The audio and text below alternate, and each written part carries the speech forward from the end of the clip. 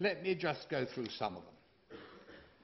It has, above all, it has limited the powers of the House of Commons. It has made everything timetabled, so oppositions can't harry and make government's life difficult. So this means that legislation is not properly looked at in the House of Commons. It has to come to constitutional anachronisms with 18th century leanings like myself, or those who have been promoted for other reasons recently. And it is for us to deal with legislation which, because the government has emasculated the House of Commons, it cannot do properly. It has assaulted jury trial, the great privilege of all Englishmen, something which goes back to before the conquest. It has assaulted habeas corpus by allowing people to be put in prison by the use of civil penalties. It has abolished double jeopardy. It has allowed double jeopardy, which means that you can be tried twice for the same thing.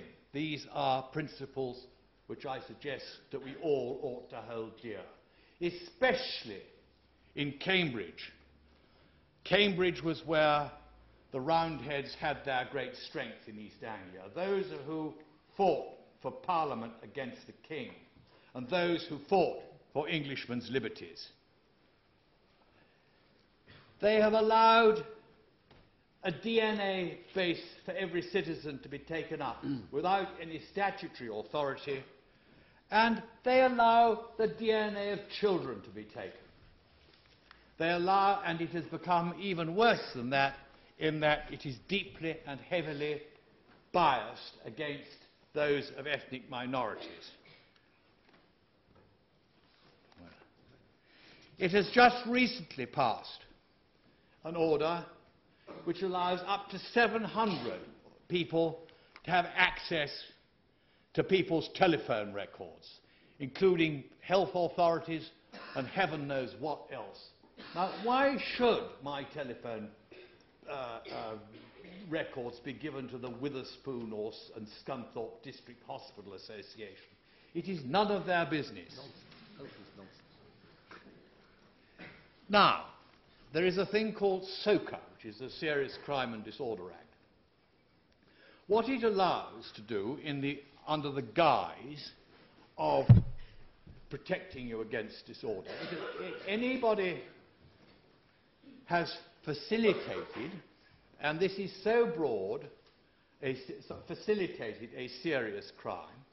A policeman may tell him where to live. He may be told to sell his property. He may be told what to do. Now, ladies and gentlemen, of course I'm not saying that serious crooks should not be seriously punished. Of course I agree with that. But what I think they should be done is punishment by trial, by jury, and properly tried, not by edict of policemen. Now, facilitates a dodgy little word. If... Will you give way? Yes.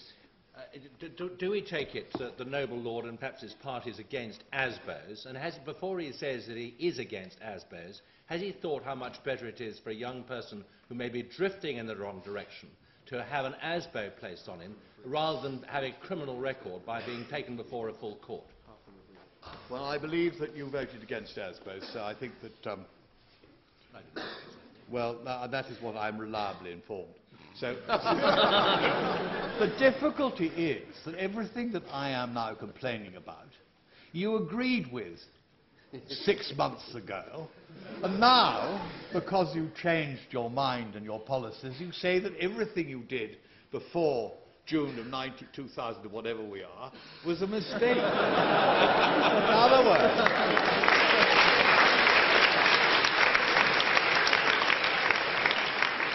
other words, the Quentin Davies with Father, I have sinned against heaven and am no more worthy to be called thy son, is a sight to which I find not only hilarious but also joyous.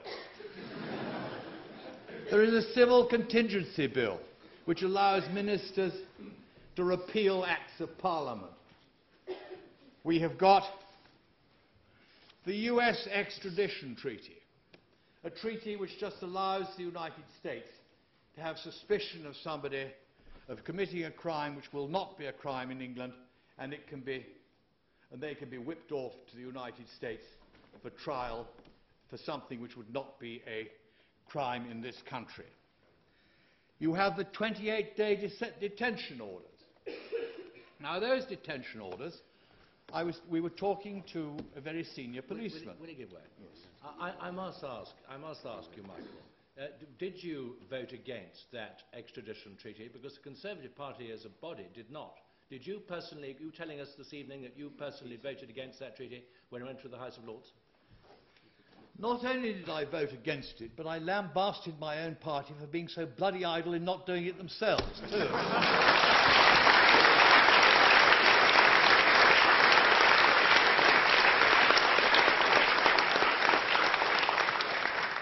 Of the numbers of people who have been held up to the wire on the 28 days, 11, I think, is the number who have been held right up to the 28 days. They have been released. Not one of them has been charged, and not one of them has continued to do anything, has continued in crime after he has been released. Now, nobody is going to suggest that those 11 people had not been up to something. But we must charge, we must convict, and we must send to prison for a long time those terrorists. We must not just lock them up. Years ago, before any of you were even a glint in the milkman's eye, I was a soldier in Aden, and we used to lock people up. And surprisingly, they got cross. And surprisingly, people got shot at. And surprisingly, we had to leave. This has happened throughout history. If we lock people up without trial and we use administrative detention, it all goes wrong and it is counterproductive. Now, I suppose gritting one's teeth and just about going along with it, well, we'll just about go along with 28 days. But under no circumstances should one go beyond 28 days to 90 days. My dear sir, we have now had 13 minutes. Please begin to wind your trunk in, or words to that effect. I will wind my trunk in, but I will wind my trunk in saying this. I think that this government deserves to leave office for its abuse of our liberties, for its abuse of Parliament, and for its abuse of the Constitution. So I hope, therefore, that you will vote solidly for that proposition.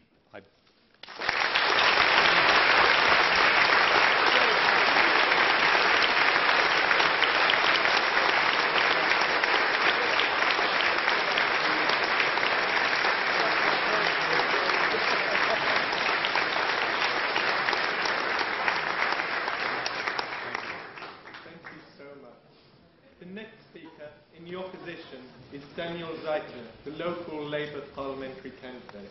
Please give him a warm welcome. I